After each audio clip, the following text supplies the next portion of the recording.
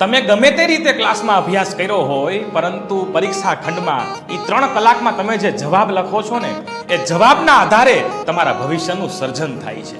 તમારી સામે કોઈ વ્યક્તિનું પાકીટ પડી જાય, એને ખબર નથી, કોઈ જોતું નથી, એ સમયે એ પાકીટ તમે લઈ લ્યો છો કે જેનું છે એને પરત કરી દો છો, એ તમારી પ્રમાણિકતા તમારા ભવિષ્યનું સર્જન કરે છે.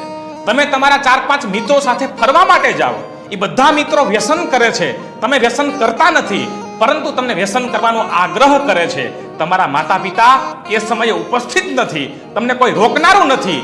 એ સમયે તમારો નિર્ણય તમારા ભવિષ્યનું સર્જન કરે છે. તમે કોઈ રસ્તા ઉપર ઊભા છો, તમારી સામેથી કોઈ વડીલો પસાર થાય છે, અજાણી વ્યક્તિઓ પસાર થાય છે, કોઈ બેનો દીકરીઓ પસાર થાય છે, ત્યારે તમારું એની પ્રત્યેનું વર્તન તમારા ભવિષ્યનું સર્જન કરે છે.